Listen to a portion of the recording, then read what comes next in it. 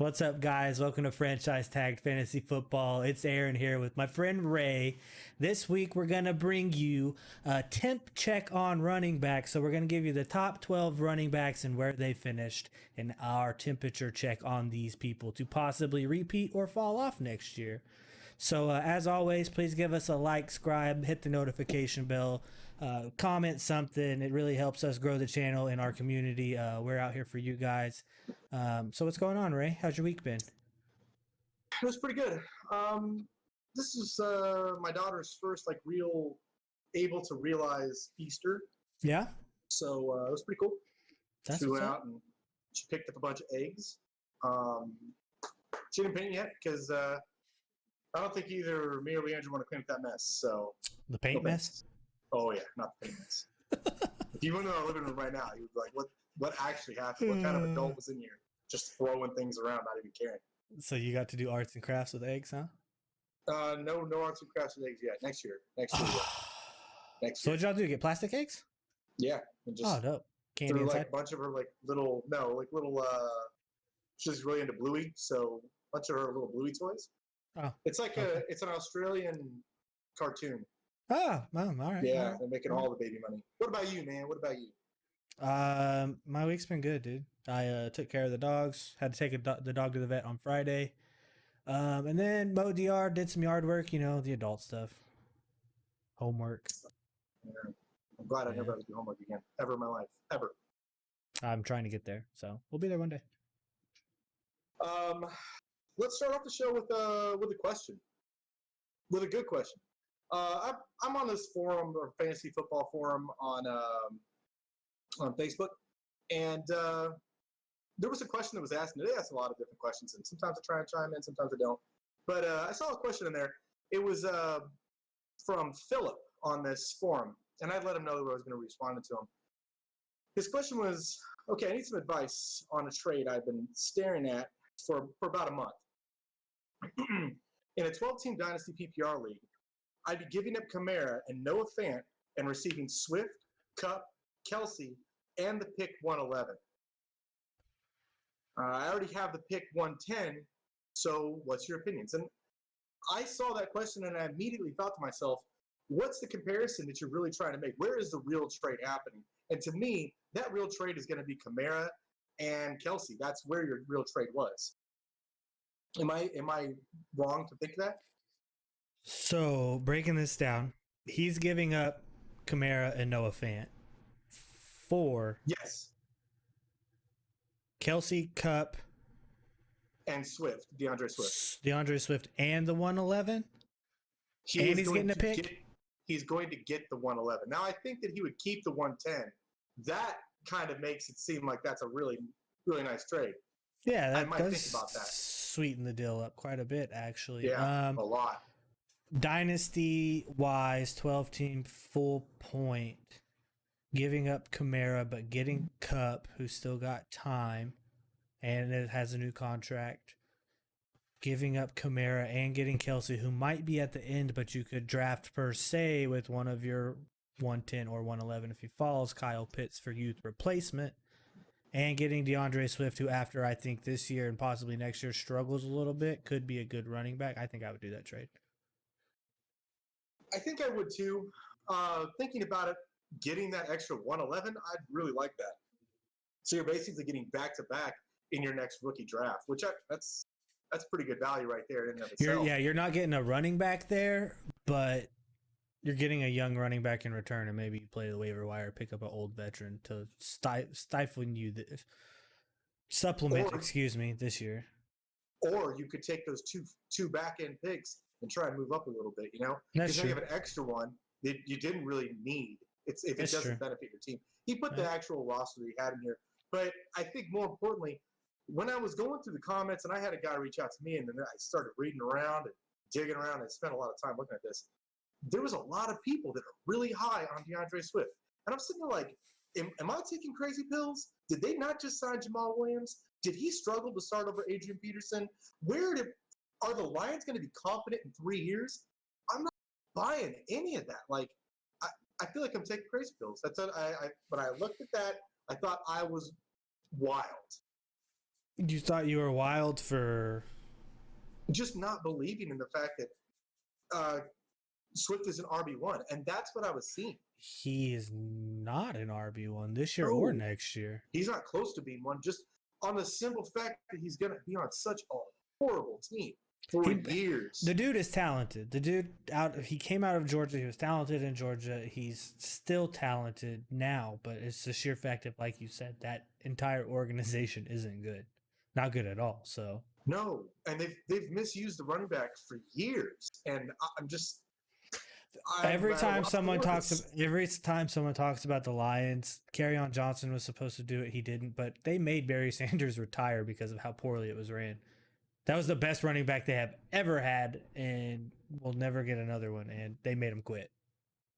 So the real reason I asked that is because I wasn't really. I think when I first read the question, I was under the assumption that Phillip is going to be able to only keep the 111, but not keep the 110. If that were the case, if those picks, like if he had to trade his 110, if he had to flop that, I'm 100% out on that trade. I want nothing to do with it. It's not enough value. You're losing a premier running back that's still really young and didn't have a team that knew what was going on with the quarterback situation in an offseason to program that into their offense. I think that moving forward, they're going to have a mixture of probably Taysom Hill and Jameis Winston, and you're going to see more positive things from Kamara that you didn't see in the first half of the season. I think with the Taysom Hill contract restructure, they end up going with Jameis Winston, realizing that Taysom Hill's not going to be their guy. That's just me. Because they didn't guarantee him the money. They didn't do anything like that. So like I said, if that is actually how it is, and he has to trade his the 10 for the 11, I don't want that. I don't want that at all because you're not getting enough value. I don't think that a tight end 1 beats a running back 2 or 1 in a lot of different situations. I don't think so. Travis Kelce's different though because he's technically a top 5 wide receiver. So true, but you gotta weigh him differently than just a normal tight end landscape. Like I was saying, like with the dynasty though, I don't. So how many more years for those of you who aren't familiar with Dynasty, Travis Kelce is coming to obviously the end of his career. He might have 2 or 3 more good seasons left. But when you sign players in Dynasty, you have the potential to keep someone from their rookie year until they retire in the NFL, which could be anywhere from 8 to 12 to 15 years if it's a quarterback and they turn out to be good. So when it comes to Dynasty format, you're looking at contract length, depth chart, and if you're giving up an old player for a young player for an old player plus picks, normally in dynasty drafts, the pick 101 through 105 is normally where all the value's at. That's your running backs that you're going to want to sign or draft. And then towards the back half and second rounds, you're getting your quarterbacks that are going to back up for, like, say, a Drew Brees who happened to retire this year, maybe a couple years ago. You drafted a quarterback like Baker Mayfield or someone to see what he would turn out to be, for example. So that's kind of how Dynasty works. You get your receivers later in drafts too. So at the 110, 111, he's looking at the younger receivers or some of the other receivers like you were talking about on 2 shows ago.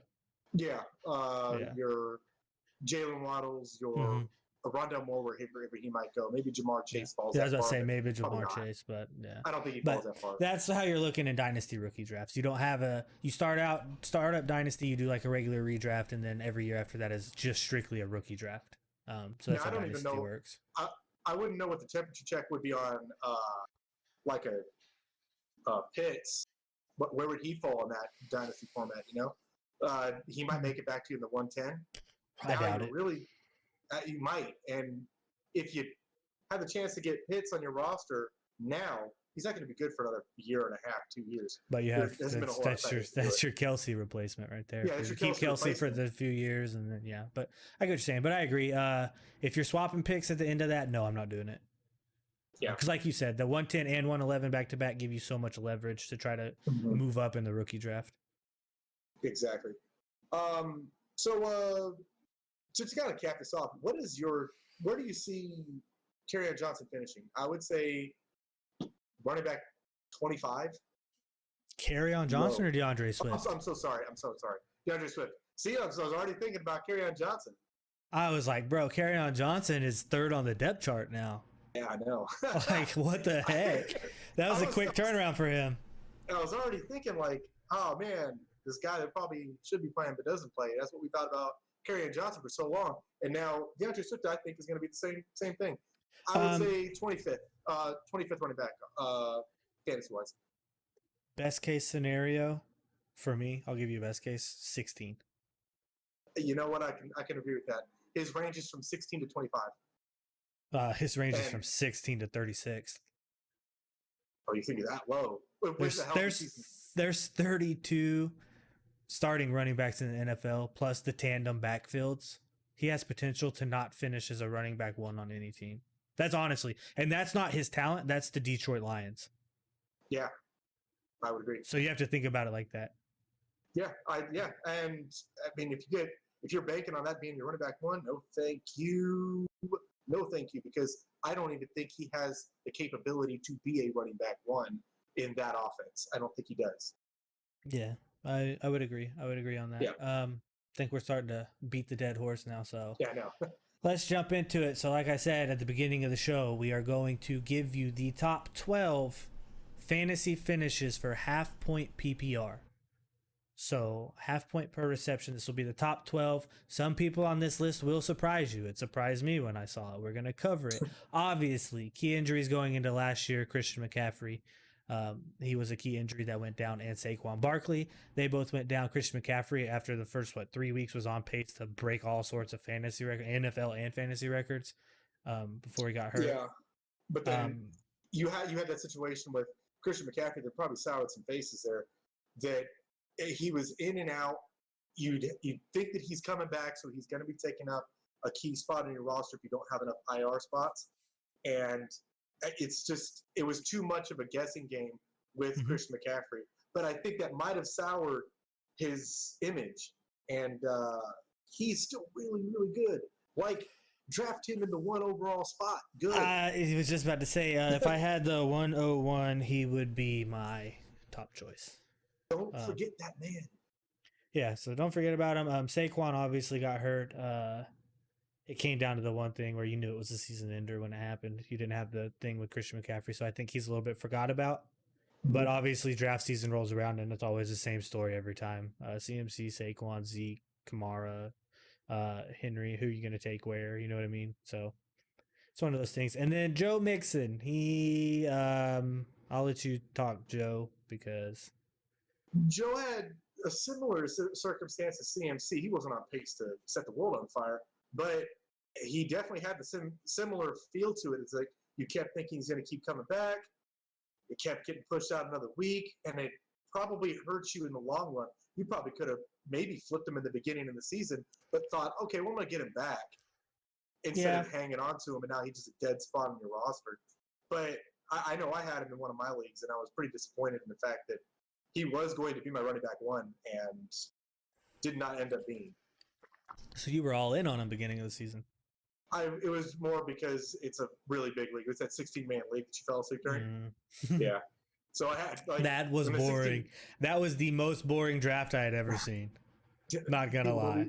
Don't do a 16-man. 16-man standard. Come on. It was PPR. PPR. Oh, okay. That's a little bit better. Before. I'm like, come on, we got to get a little more points on this thing. Yeah. Well, go ahead. Barring some injuries, some key injuries, they happen every year. You don't win your fantasy football league by saying that's my guy at the very beginning of the season, because obviously waiver wire pickups and injuries do happen. So this is how the top 12 fantasy football finish for running backs for half point went. Number 1. If I had a drum roll, I would do it, but it would shake everything on my desk. So number 1 is Alvin Kamara. It's weird. We were just talking about him. That's crazy. It's ridiculous.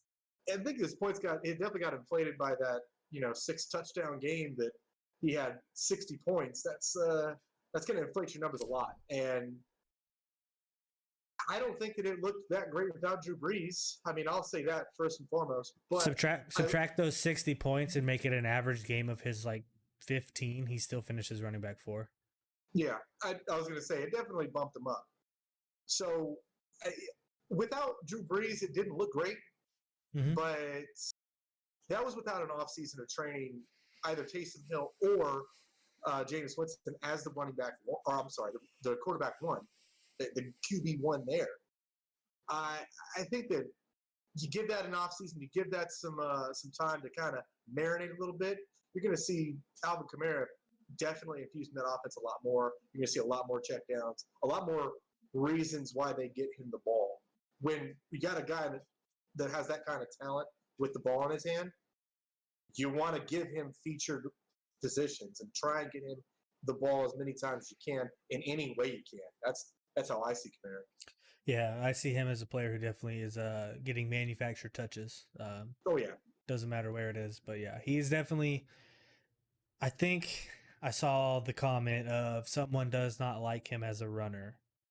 I don't think that they've actually watched him play down a football if they say that. No. So he's the second most electric person with the football in his hand. He's uber athletic, yeah. So he played 15 games, averaged 22.4 points, half point a game. That's good. It's great. He ended with 336.3 total points on the season. As you said, 60 points there at the end really helped him. I think that's pretty much all we got to say on that. He's a great runner. He's got pass catching capability. He's okay. He'll get manufactured touches no matter where he is on the field. Runs out of the slot too, so definitely a good one. And for number 2, I know you know this list, but I'm going to pause for dramatic effect to let the audience take a guess at who they think number 2 is. And it is Derrick Henry. Yes, it should have been. It is Derrick Henry. Grown man football. Derrick Henry is a grown man making grown men look like children. My favorite highlight from the season is still when he put Josh Norman straight on his buttocks, flat out. Just dropped the man like a grown man like a child. It's crazy. He did it a lot this season. I don't know. There's a bunch of them. I think of Earl Thomas when he's got Earl Thomas wrapped around backwards and he's pushing him in the back, making him his lead blocker. Like, Derrick Henry is the man of men. Like, that's all it is. He's huge. He's massive. He can catch the football. He's not known for catching the football.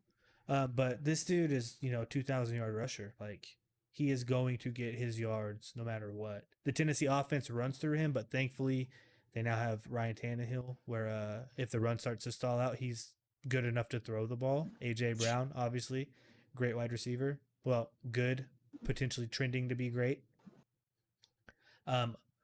So I think, Derrick Henry, if you're in a redraft and you're coming down to the point where you're at the 5-6 hole, whatever's going on, if you get to the point, I would say 6-7, where you're starting to think maybe Devontae or wide receiver 1 coming off the board, I would still draft Derrick Henry. Just for sheer volume. I would take him a little higher. Even in a no, that's what I'm saying. But I'm saying even if you get to that point where it's like, all right, cool, all of these running backs are gone, it's Derrick Henry or Devontae Adams or Tyreek Hill, I'm probably still taking Derrick Henry. I'd agree. I would take him over a bunch of these other guys in this roster or this list here. Exactly, but his sheer volume for me is what gives him that upside, because he's done it. What, he almost hit a 2,000 last year and did hit 2,000 this year. You will definitely see regression though in 2,000 yards. There's a reason why it hasn't happened very often. It's really difficult. But Ray, 16, 17, 1,800 yards with double-digit touchdowns is still top. It's very nice. 7. Yeah, you know what I mean? So it's very nice. Number 3, we got Dalvin Cook. We do. I traded him in a keeper league 2 years ago, and it's really biting me in the biscuits. I didn't know. I thought Dalvin Cook was number 2, honestly. Like, until I looked at the list, I was like, wow, that's a lot of people on here that I would not have expected, and in a surprising order. What do you mean, Ray? I'm just kidding. We'll get to them. Yeah, but Dalvin Cook was, I thought, probably the most boonful person to have on your roster last season. It felt like to me, because every time that I'd see him on a specific person's starting lineup, I'd be like, oh wait, there's 40 points that he just got from a bag of beans that he got him for. No, he didn't get him for a bag of beans. I traded him 2 years ago. Did he trade him again though? Didn't he? He traded him again The person I traded him away and then got him back for a bag of beans. for a bag of beans. Wow. But I think about it. I'm like, oh, that's crazy. He traded him and then got him back. I need to go Took to him away. I need to go to used car sale school. I think that's it has to be where we learn this. This scummery. This absolute scummery. Oh, that's funny. Anyways, Dalvin Cook, as we've said, he's great. I'm upset that I traded him 2 years ago when I drafted him in the second. I traded him for Adam Thielen, Lamar Jackson, some other, I forget, another running back and a pick, I believe. I traded a lot for him and got a lot in return. Or, well, I got a lot in return for the trade for him, plus a few extra pieces. Mm-hmm. But it definitely panned out for whoever I traded it to, or for who I traded him to. Yeah. So, yeah, because our league set up a little different where you draft them. The next year you can keep him at the round you drafted him, and then the next year it's -1. So he was drafted in the second, so he got kept last year for a second. So this year he can now be kept for a first round pick. Which, I like that. Which if you're after the 104, you're getting value on Dalvin Cook at the back half of the first round. So, but if you're at the 101, you can't keep him, can you? Good. Well, the way our league's set up, no, because Christian McCaffrey, Saquon, Alvin Kamara, Ezekiel Elliott are all going back into the draft pool. And I don't think I would keep them. A couple of those guys are actually going to be available. Who? But all four of them are going to be available. Oh, that's what I was saying. Yeah, a couple of them. I thought you guys. Oh, yeah, no. At the 101, I'm not keeping Dalvin Cook. At the 101, I'm trading off-season trades, getting some picks for him in maybe the second, third, fourth round, and then taking Christian McCaffrey with the 101, saying bye-bye Dalvin Cook, and then doing something. Don't keep it pushing. But anyways, let's keep it moving. Yeah. The fourth guy, this is what shocked me. And really, maybe because I'm just thinking old bias, like trash can himself. David Montgomery is in the fourth. So they're in the fourth slot. David Montgomery, I don't want to steal your thunder here. We are Packers fans, I will say that. But number one, everyone can agree the Bears' offense was atrocious. David Montgomery was one of those guys who was a middling running back at the first half of the season. But where he got all of his points and made up all of his points from his 15 games played is the back half of the season. Specifically, like the last 6 games, he played the bottom 24 and down defenses or rush defenses, and just stacked on the yards and the points. That's how he ended up number 4 on this. He did number 4 on this list. He did enough at the beginning of the season to stay in the mix of close to being an RB1, and then when he started playing those bottom half defenses or bottom third defenses, he just tilted the meter all the way up. You want to know why this is so shocking to me? You want to know why I'm not really like, oh, wow, David Montgomery's in the fourth spot. How is that even possible? It's probably because nobody that would have had him no one had him in the playoffs. No one had him on a team you gave anything about. Because like I said, by the time that it came to the mid part of the season where basically playoff teams are already determined and you have maybe 2 or 3 that are all fighting for the spot down the stretch, he literally was on losing rosters because he was doing just enough to be all right for real football and fantasy, but not doing anything that would win you weeks. No, that's probably why. That's why I'm mad in that too is, I mean, I didn't play anybody in the playoffs that would have had him because you had to rely on him probably being your running back too. I'd imagine most teams had him as a running back too. And he's just not performing at all in any way, shape, or form that would have kept you afloat. He didn't win you any weeks until week 10, week 11. He wasn't gonna win you any weeks, so probably week 10 or 11. So that's kind of why I was like, wow, that's shocking.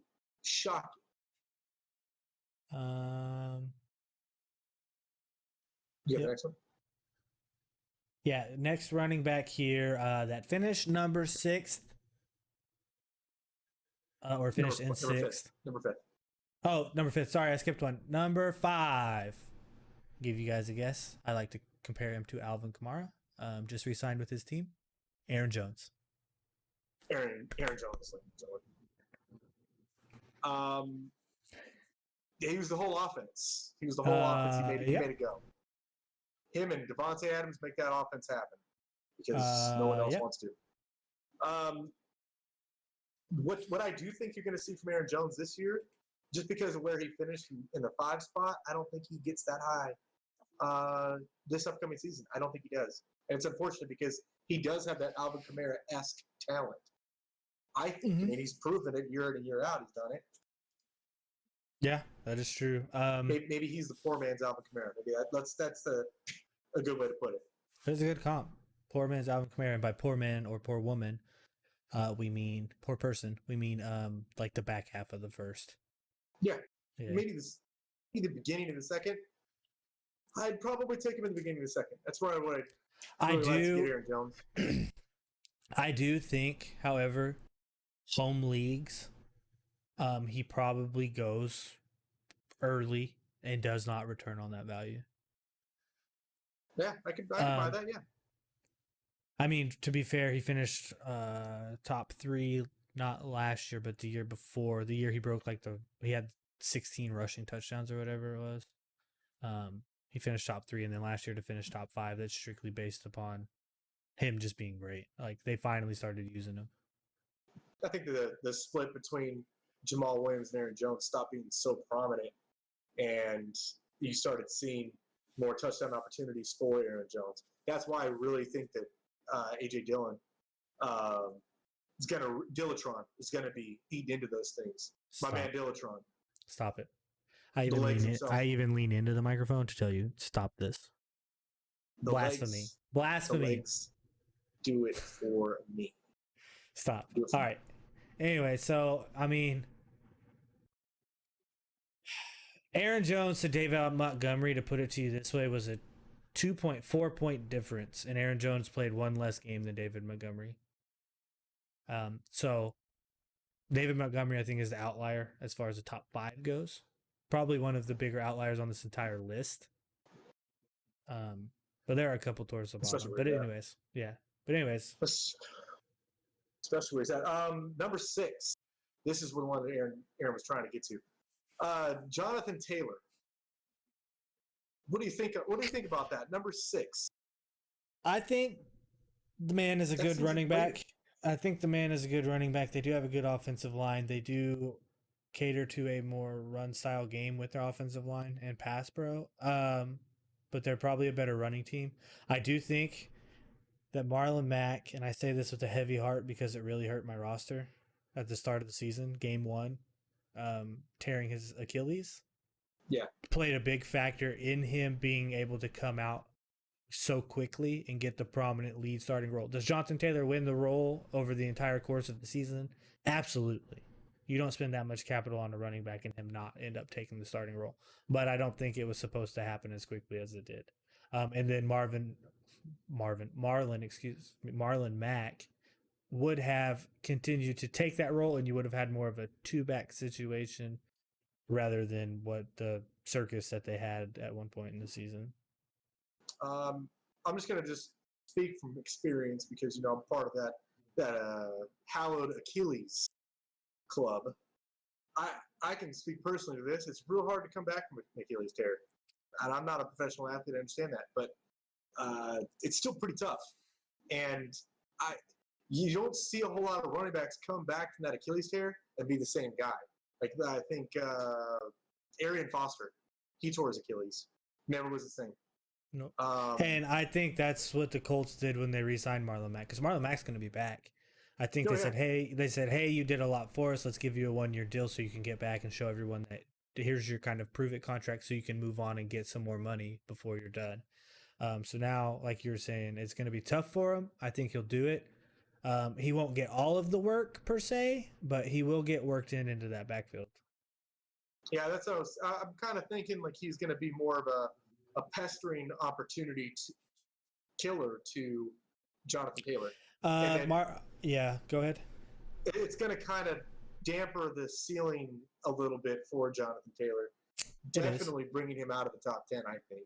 Yeah, I would agree with that. Go ahead. Only because there's so many people coming back from injury that normally would have been on this list.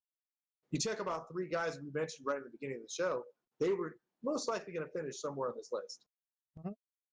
Yeah, you could argue for the Joe Mixon not finishing there, but the other two most definitely. Yeah. But I do think Marlon Mack and Jonathan Taylor, since we're on this train, Marlon Mack will be a good like best ball or DFS play on a week with a good matchup or whatever when they're not wanting to make sure that their new starting running back's not going to get hurt. He will vulture some touchdowns, so hopefully you get him on the right week. But so will Naeem Hines though too. Yeah. So will Naeem Hines, the most expensive man in fantasy fab history. Because of you, because you did it. You drove the price up and you paid the price, and it's your own fault for being what you thought he was going to be and that didn't pan out. I really hope that there's like a conglomerate of Naeem Hines, Benny Snell. You wasted most of at least 3/4 of your fab on Naeem Hines and Benny Snell. Half, I'd say half. No, I would say 3/4. What'd you pay for Naeem Hines out of your $100 fab dollars, Ray? $22. What'd you pay for Benny Snell? I think 25. Okay, that is about half. I didn't go over 25. You paid for a third running back, and I forget who it was, but it was astronomical too. So you did it twice. It might have been. I don't know. I'll have to look on the page, but yeah, look, you paid a pretty penny for that, dude. As the man that likes to run through the league without any fab, it's not cool to keep your money. Spend it. Stop it. It ain't doing Stop. any good. We're here to give sound advice. We're here to give sound advice. If you like someone, spend your fab on them, but don't just be throwing it out willy-nilly. You threw it out willy-nilly. Yeah. All right, so number 7, undrafted rookie out of Jacksonville, James Robinson. What do we think? It's crazy that how did somebody on the Jacksonville offense even get on this list? You know how he got on the list? Because he was the offense. 350 touches. Did he really? I don't know. I don't have the touches in front of me. I feel like it was. You talk, I'll look. So James Robinson is a guy that I think you're going to definitely see a little bit of regression from. Just because he's an undrafted guy, they're going to throw the ball a little more. They have a few more weapons outside of just DJ Chark and like a broken D.D. Westbrook and a rookie Laviska Shenault. So I think James Robinson's going to see some regression. Maybe still crack the top 12, maybe not top 10. How many touches did he have, Aaron? I'm looking. You think James Robinson will still crack the top 12? Yes. I would think he would crack the top 12 because he did all of his work without any offense around him whatsoever. Put a little bit of offense around him. You don't think that they bring in another running back? They had another running back that caught COVID. I can't think of his name, but he was higher on the depth chart than James Robinson. Chris Thompson was, I think, starter coming into the season. Splitting it. But there was another young running back. I can't remember his name because Jacksonville's not really worth talking about. But he had 240 rush attempts with 49 receptions, so 289 total touches. 7 touchdowns, 10 total touchdowns, 1,000 yards rushing, 334 yards receiving. Yeah, I don't know. I don't know how he ended up there. I think it had a lot more to do with the injuries and stuff that happened at the top part of the list. But if you don't think that he's going to be a running back too, you're wrong. I'm not saying that he's not going to be a running back too. Yeah, I'm not. You said top 12. In general, I think he'll be absolutely a high-end running back too. I think his ceiling is. I think he's top 12 at his ceiling next season. I was like, Ray, please don't attack me. Stop it. No, I'm not attacking you. I think highest peak potential he could possibly get. Not worse, but best case scenario is like number 10. I mean, I could agree. Yeah. So number 8. I want people to think about this long and hard. They just signed another running back on their team, so that'll narrow it down for you. Number 8 is the man who got a DUI this offseason, I believe. Josh Jacobs. The guy that trolled everybody. Do you The remember when guy he that sent out did that tweet? troll everybody that said he was going to play and didn't play. Number one, still salty about that. I believe Matthew Berry from ESPN is super salty about that. Not the fact that he's on his roster, but the fact that he was basically a dickhead to everyone that plays fantasy football. And Matthew Berry called him out on ESPN. I thought it was funny. Yeah, that's pretty rough. It is rough. You don't do that stuff. But with the signing of Kenyon Drake, there's no point in even talking about Josh Jacobs, really. He finished number 8, but dude might crack the top 20 next year. Might. I'm going to say he might crack the top 40. Just because they're going to split that backfield up right in the middle. What's the difference between the two? What is the difference? Between the two of them? They're the same Josh money. Jacobs probably has better hands, but John Gruden won't throw him the football. That's the difference. They're the same guy to me. And, One's bigger than the other. That's it. But I mean, what do you want?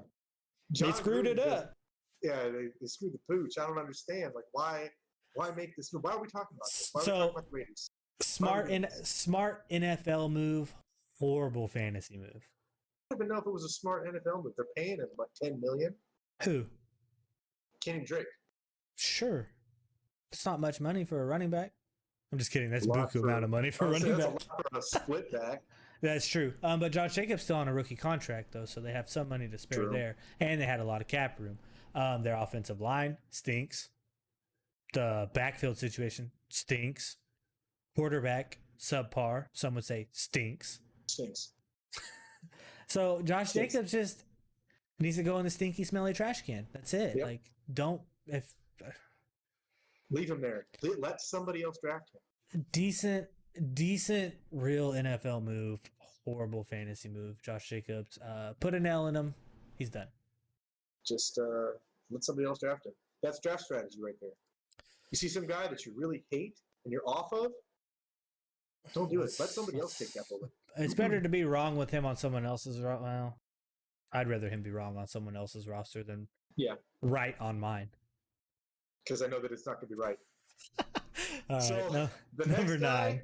The next guy, I think I'm the number one fan. I've been the number one fan.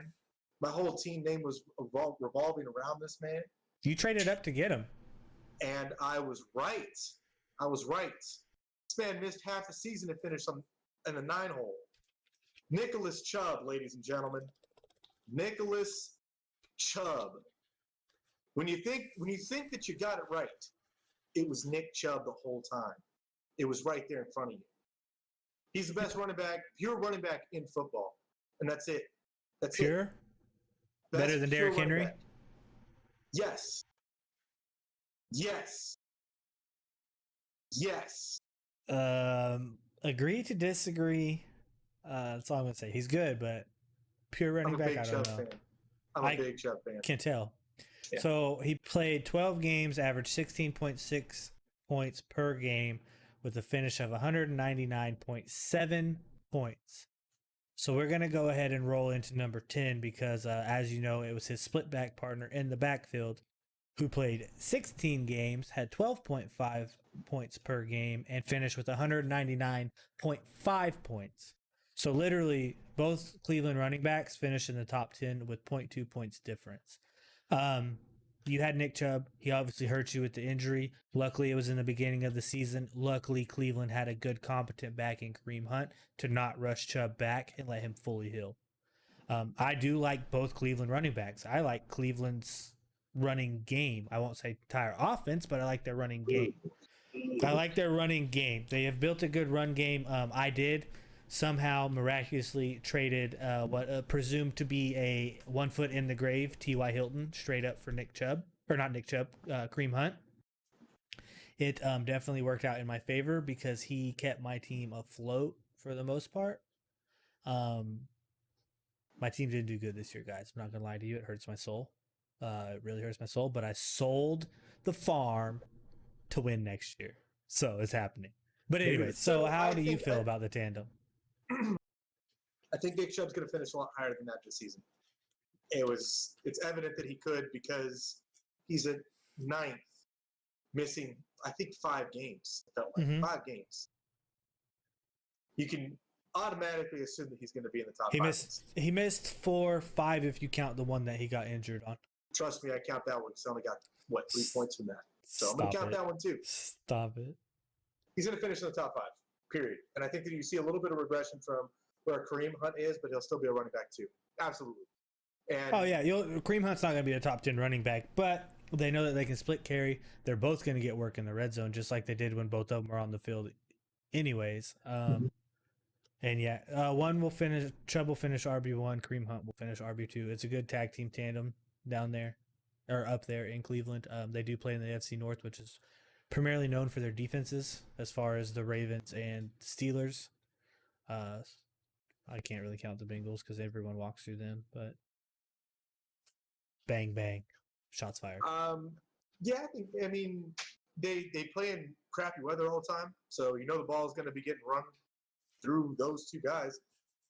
Kind of ended on these two guys. I would like to just say that for all those people that were like, oh, it's a tandem system, we can't have one of those running backs at all because the other one's going to kill the work. Finished in the top 10 next to each other. Did it kill the work? Did it kill the work? No. They're fine. They're going to be fine together. It's okay to have 2 running backs in a backfield with an offense that features a running back.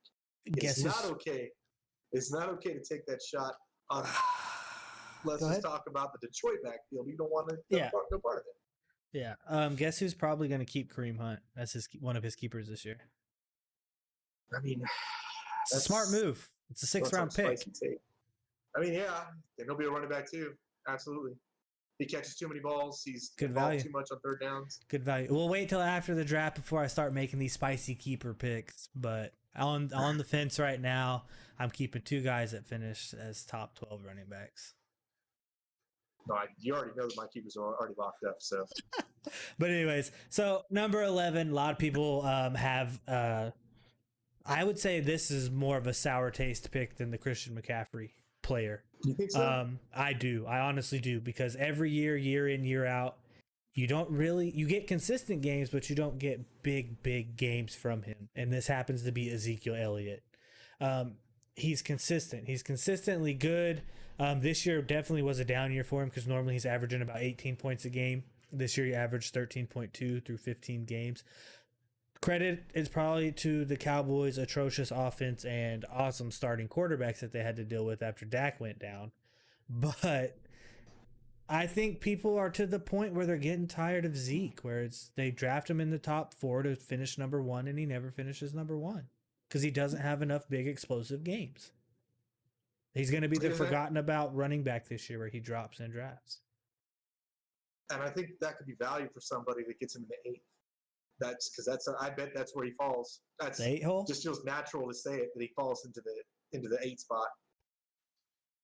Yeah. Doesn't that feels right there, 8. No particular order. From other people, not per se mine, but no particular order. Kamara, CMC, Saquon, Aaron Jones, Derrick Henry, Dalvin Cook. Tyreek.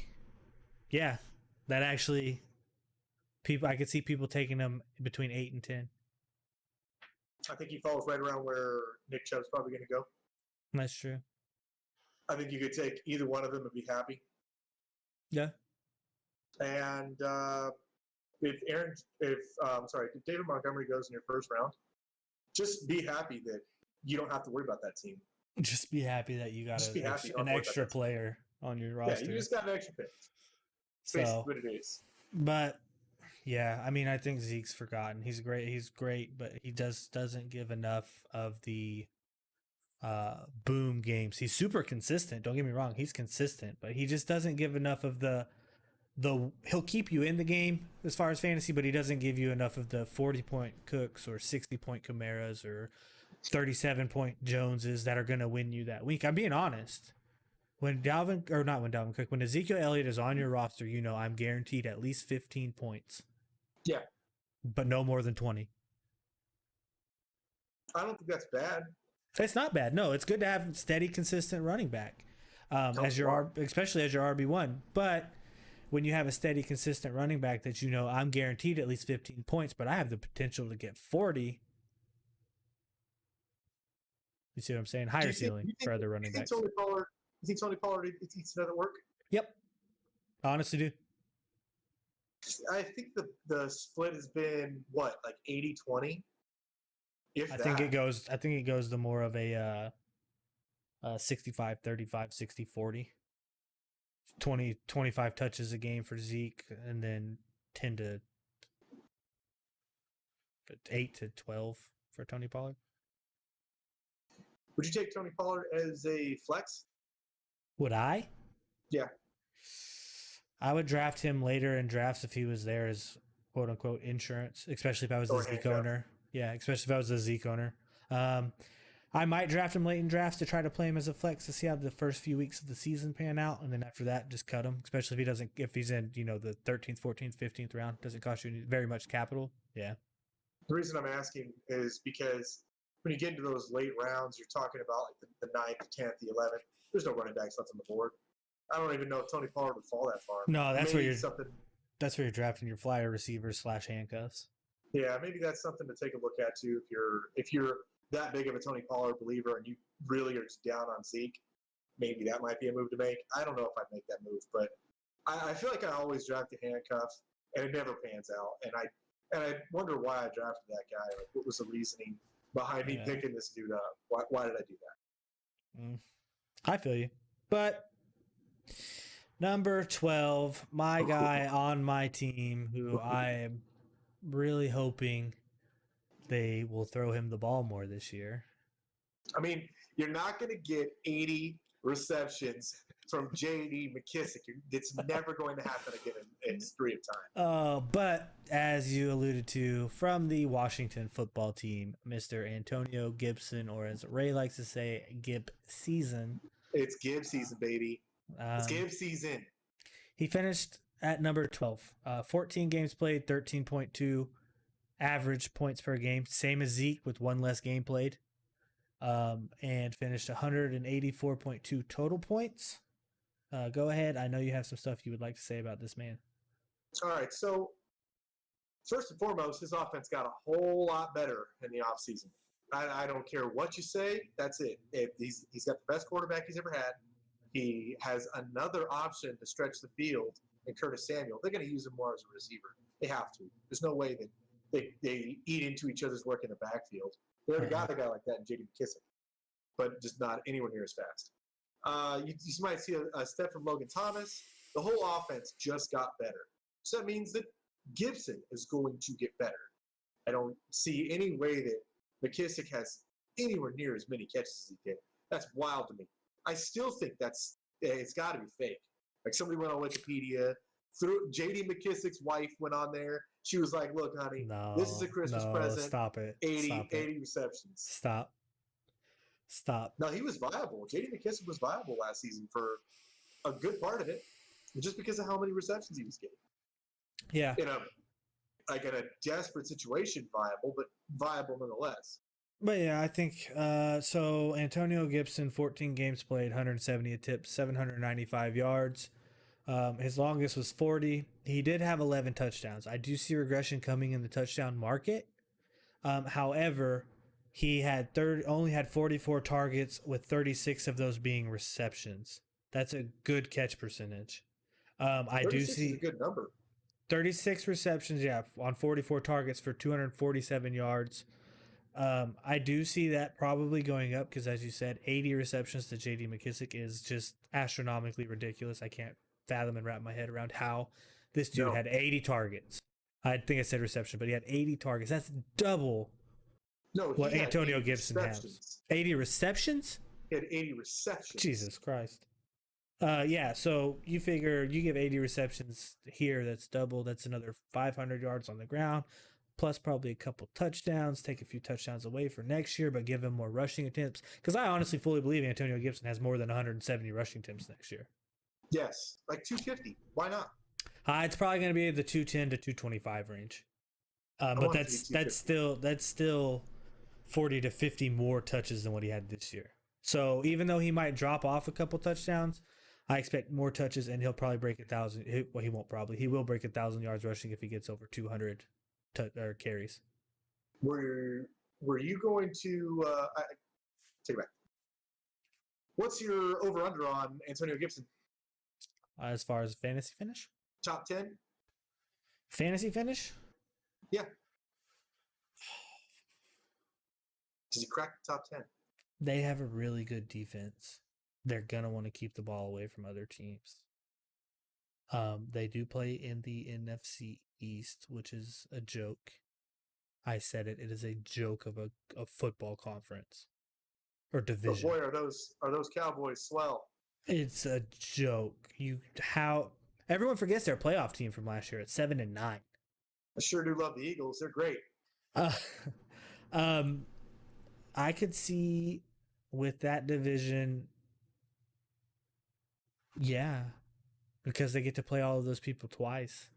Those Giants, man, watch out for those. Stop it. Yeah, I could see top 12 or top 10. Top finish 10, number baby. 10. Top Yeah, 10. It is I could see that. season. Give season. I could see that, man. I could see that. Give me all of the shares of Gibson. I'll trade you for him. Any honorable I'll trade you for him. Who do you want? Trade you for him. Cam Akers for Gibson? No. I'm thinking of something. I'm thinking of a package deal, a bam bam with a wham wham. Because someone performed a trade with me this year that had a backdoor first round to get back, and you basically got Aaron Rodgers for beans, or gave up Aaron Rodgers for a first round pick. Played on fire, but not worth it. You got Devontae and a first round for giving up a first round, and I'm still salty about it because the dude who you backdoored me for is dumb. He's not dumb. He's a good dude, but he makes some questionable trades. I think that there's somebody in our league paying that man to give him the goods, the guts, the runs. Nah. But yeah, so we'll work something off air this week. We'll talk next week, see if it was made or not. And if it wasn't, I feel bad for you because you really want them, and I really want to get revenge on you for pulling the wool over my eyes and making it seem like I was making out like a bandit when really you double dipped. You're a double dipper, Ray. You're a double dipper. Nope. And that's a whole different lake. Stop. I wasn't skinny dipping in your lake and that lake. That was a whole different place. Nah. I got in the car. I drove somewhere else. Nah. Crazy how things work out. So I think that we could finish off with some honorable mentions. I'm really, really high on Cam Akers. Super, super high on him. I know a lot of other people are high on J.K. Dobbins. I'm not. Watched the first episode. I'm not. Who else do you like in the maybe top 15 running backs? Anybody that Chris Carson going back to Seattle? I'm high on him. Okay. Just because he's consistent all the time. He does finish 18 through 15 range. He's done it a lot. How about Miles Sanders? No, I don't want any part of Philly either. Okay. It is what it is. How about, let's say, Austin Eckler? I would take Austin Eckler finishing in the top 15. Okay. This is second round running backs we're talking about. Maybe third round running backs thrown in there as well. Melvin Gordon. Yes. I have Melvin Gordon on my roster currently right now this offseason. He finished a lot better than I thought he would. He finished, I think, number 15.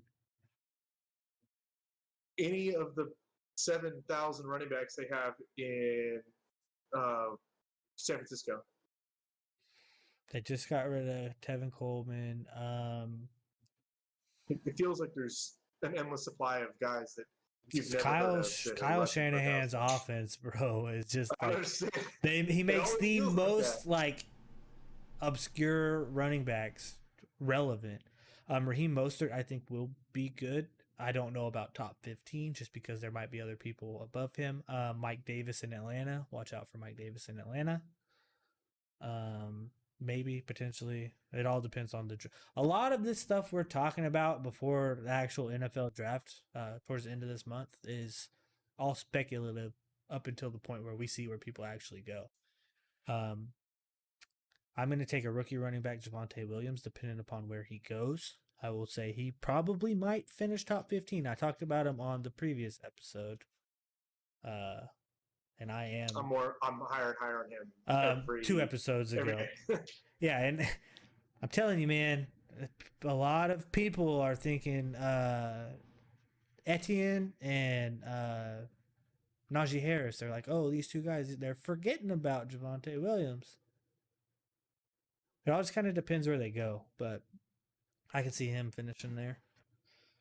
Yeah. So yeah. He goes like a team like Pittsburgh or something like that loves to feature the running back. He's a second round pick. He's not a first round pick. He won't go. He might go the back of the first to Buffalo. I would hope. That's all I want. I want Buffalo to get a running back so I can like Buffalo running the ball. I don't now. So they're not a one-dimensional offense that could actually potentially beat Kansas City in the AFC? That's all I want. Or knock out Tom Brady next season. The Plant Man is going to do what the Plant Man does. TB12. He's going to do what he does. But as we mentioned at the beginning of the show, we're going to mention at the end of the show. Please like, comment, subscribe. Hit the notification bell. We're trying to build the community up. So if you want to be part of the community, that would be awesome. We would love to have you. And as always, guys, thanks for watching, and we will see you next time.